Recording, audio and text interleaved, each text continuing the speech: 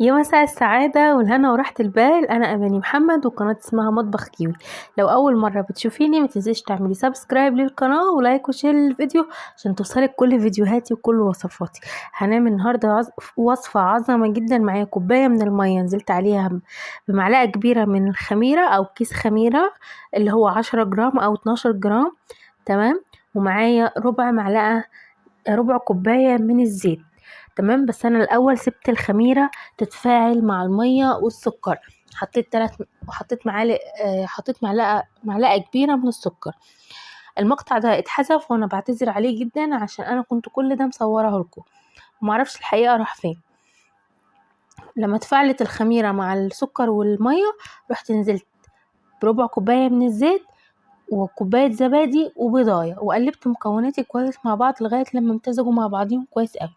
هنزل برشه فلفل اسود، معلقه خل صغيره خالص بتساعد في هشاشة العجينة وبتساعد انك انتي ما يبقاش في زفارة للبيض. انتي حاجة ما قلتلناش ان انتي هتعملي ايه، انتي داخله علينا بالمقادير على طول كده اهو المكونات، مش قايله ان احنا هنعمل ايه. هنعمل بيتزا النهارده بس بطريقه يعني بصوا، يعني عجينه قطنيه تقدري تستخدميها معاكي في كل المعجنات. انا هنا نزلت ب3 كوبايات من الدقيق، بوريكم اهو الكوبايه، معيار الكوبايه 250 ملي او كوبايه معياريه. تمام. ومعايا نص معلقه من البيكنج باودر ومعلقه كبيره مليانه ملح. تمام. طبعا الفيديو بتاع النهارده بيتكلم عن نفسه من اوله. بدأت لكم الفيديو بالنتيجه والنتيجه تستاهل ان كنتوا تتفرجوا معايا على الوصفه الاخيره. هنطلع بنتيجه عظمه جدا هخليكي متمكنه في انك انت تعملي البيتزا المحلات الإيطالية بأسهل طريقة وبكل التركات والتفاصيل وبمقادير بسيطة جدا مش خزعبلية.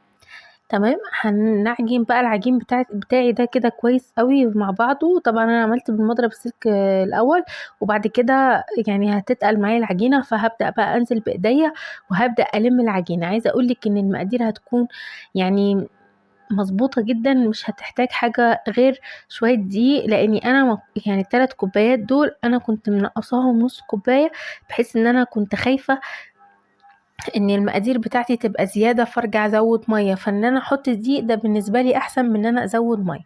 تمام كده. يا رب تكون معلومات واضحة وسهلة وبسيطة. وهبدأ اعجن العجينة بتاعتي كويس جدا جدا جدا. انا حطيت ربع كوباية زيت في الاول في العجينة، وكمان لما اجي المها خالص او اعجنها على المفرش السيليكون هنشوف مع بعض هنزل برضو بمعلقتين كده من الزيت بحيث ان هي تتلم معايا بسرعة وتبقى سلسة واعرف كده اخد ودي معاها براحتي. بنزل كده العجين من ايديا علشان اروح اجيب المفرش السيليكون كده واعرف اعجنها كويس قوي واتحكم فيها. عايزه اقول لكم يا جماعه ان المفرش السيليكون ده والله اختراع يا كوتش بجد. يعني بيخليكي كده تعرفي تتعاملي مع العجينه وبيخليكي انك انتي يعني تتملكي فيها وتعجني فيها كويس قوي. بصوا انا فضلت اعجن فيها كده يعني لغايه لما لمت نفسها كويس قوي. ولو لاحظين ان هي نعمت، شايفين بقت ناعمه ازاي بعد العجن. تمام. وكمان هسيبها تخمر. هسيبها بقى بعد كده يعني هحطها في البولة بعد ما عجنتها كويس قوي. هسيبها في البولة تخمر حبة يعني من نص ساعة لساعة، طبعا على حسب الجو عندك. وبعد كده هجيبها وهبدأ ان انا اقطعها كور كده زي ما احنا شايفين 3 كور. هنا بعد ما خمرت كنت بقطعها. جيت بفرد على الزيت، حسيت ان العجينة مش مرتاحة على الزيت وبتلم، فروحت جبت رشة دقيق وبدأت افرد عليها العجين بتاعي. هيديني نتيجة احسن وهيساعدني ان انا افرد العجينة بتاعتي بسهولة وببساطة. يستحسن انك انتي ما تكتريش في الدقيق علشان العجينة بتاعتك ما تنشفش منك وساعتها يعني هتاخدي عجينة ناشفة ومش هتديكي الكفاءة اللي انتي عايزاها. فانتي خلي الرشة بتاعتك قليلة بحيث انك انتي ما تبقيش زودتي دقيق للعجينة. هنا انا خلاص كده فردت العجينة بتاعتي الحجم اللي انا عايزاه، وهبدأ اخدها بقى في الصينية بتاعتي وهبدأ اشيل اي زيادات وهبدأ اسويها كويس قوي في الصينية بحيث ان انا افردها على قد الصينية بالظبط. هنشوف طبعا الخطوات دي مع بعضنا دلوقتي. طبعا والله الفقرة اللي جاية مش اقل اهمية عن اللي فاتت، لاني هنتعلم مع بعض ازاي نخلي الحشو داخلي مش خارجي، وازاي نخفيه يعني، وازاي نخلي الجبنة الموتزاريلا سايحة كده على الوش ولونها عظمة جدا. تابعوا معايا الفيديو للاخر، ان شاء الله النتيجة هتعجبكم، وان شاء الله التفاصيل والتركات هتعجبكم. ما تروحوش في حتة، كل حاجة جاية دلوقتي. طبعا انا بعد ما فردت العجينة بتاعتي وحطيتها في الصينية وشلت الزيادات، جبت شوكة وبدأت اخرمها، والخطوة دي مهمة جدا، هتساعدك في انك انتي كل جزء في العجينة بتاعتك هيدخله تسوية كويسة ويعني فهماني ان هو ان انتي لازم تخرميها كده اهو، علشان العجينة تاخد سوا كويس، يعني كلها تاخد سوا كويس ونار كويس. تمام، هنا ببدأ افرد تاني واحدة، وبرضو هجيب صينية وانزل بيها فيها. كده بقى خلصت صينيتين، وبرضو هخرمها وهسيبها لغاية لما افرد التالتة. تمام، شايفين ازاي العجينة بتاعتي بتبقى على قد الصينية، وكمان مش سمكها مش تخين، سمكها رفيع على فكرة، لو احنا واخدين بالنا ان ارضية الصينية واضحة من العجينة، هي ولا رفيعة خالص بحيث ان هي تتحرق او تنشف منك، ولا تخينة بحيث ان هي لسه هتخمر تاني فتعلى فتبقى عبارة عن كيكة. خلي بالك من التفاصيل دي. تمام، هنا اخر واحدة، وهبدأ برضو اعمل نفس الخطوات هي واجيب صينية وانقلها فيها برضو. عندي قطع من العجينة شايلاها على جنب، هنشوف هنعمل بيها ايه دلوقتي، ما تستعجلوش. معايا طماطم انا عاملاها صلصة شوياها يعني وضرباها في الخلاط، ومعايا معلقتين كبار من الكاتشب، هنزل بيهم على الصلصة، هيعززولي اللون والطعم وكل حاجة. وهحط ملح وتوم باودر آه وسنة كده ايه كزبرة، وهتعامل بقى مع الصلصة بتاعتي، هنشوف دلوقتي، وهنبدأ نفرد الصلصة في كل الصواني. دي قطعة العجينة اللي بقولكوا هنخليها شوية لقدام هنستخدمها، بس هنحط الصلصة الأول على الصواني بتاعتي. زي ما انتوا شايفين اهو، لو في اختلاف في اللونين حطيت كاتشب على الصلصة، وبرضو حطيت زي ما قلت لكم، زودت ملح وزودت فلفل اسود وحطيت توم باودر. هبدأ بقى ان انا افرد الصلصة بتاعتي على الوش كده. الحشو هنا كان جاهز معايا، وطبعا الحشو ده حاجة بتاعتك وحاجة ترجعلك، تقدري تحطي اللي موجود عندك والمتاح عندك. انا الحشو عندي كان جاهز، كان من بواقي التلاجة، يعني كان عندي شوية لحمة مفرومة متعصجين برضو عملت بيهم، شوية شاورمة فراخ موجودة في التلاجة برضو عملت بيهم، والتالتة عملتها جبن بس. كده جبت رشة من الموتزاريلا ونزلت بيها على سطح العجينة على طول، بحيث ان هي تديني مطة حلوة قوي وتديني نتيجة حلوة.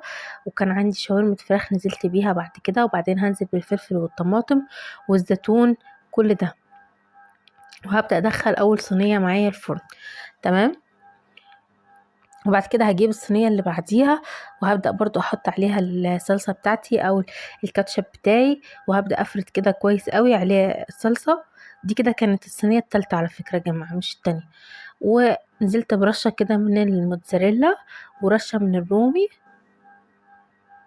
وطماطم وفلفل. وليه انا ما صورتلكمش تاني واحده؟ لان تاني واحده انا عملتها جبن بس، فما حطيتش عليها غير الصلصه ودخلتها الفرن. هنا دي باللحمه حطيت رشه موتزاريلا ورشه جبنه رومي وزيتون وهدخلها الفرن. انما اللي بالجبنه بس انا رشيت بس الطماطم على العجينه ودخلتها الفرن تاخد نص سوا او تلت سوا. تمام، وهبدأ اطلعها، هنشوف هنعمل ايه دلوقتي. هنا بفرد العجينة بتاعتي اللي كان قلت لكم هنستخدمها قدام شوية، بفردها كده كويس قوي بحيث ان يعني تديني اكبر كفاءة ممكنة، واعرف برضو اشيلها واتحكم فيها. هنطلع كده الصينية من الفرن اللي هي اول واحدة دخلناها اللي هي بتاعت شاورمة الفراخ.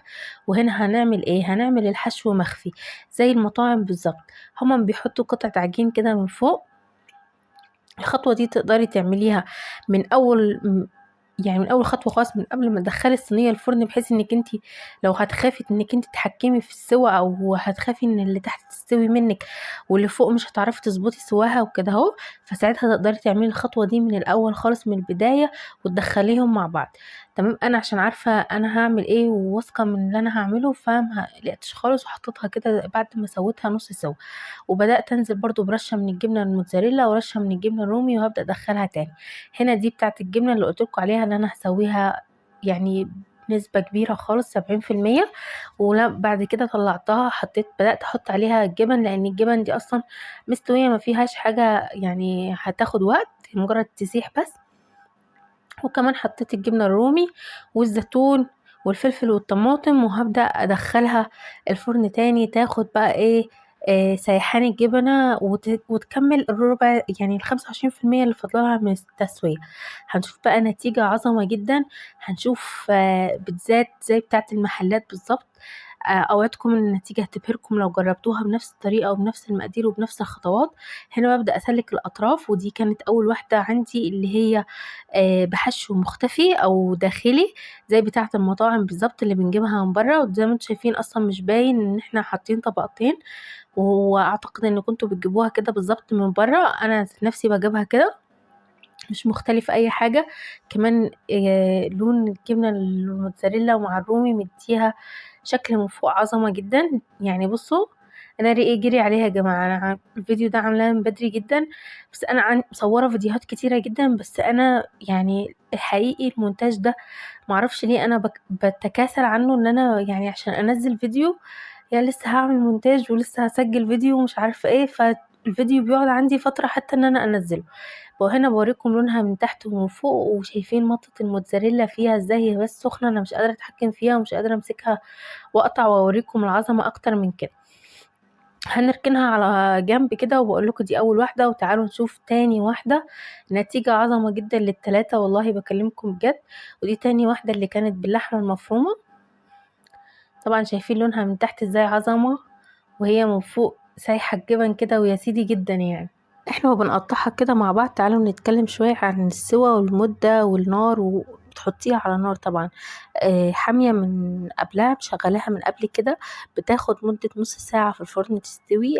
اي صينية بتاخد نص ساعة. ببدأ اشغلها تلت ساعة او 20 دقيقة من تحت بس، واخر 10 دقايق ممكن بفتح على الوش، وساعات ما بفتحش، الاغلبية العظمى ما بفتحش. وساعات بتاخد تلت ساعة بس، ما بتحتاجش نص ساعة.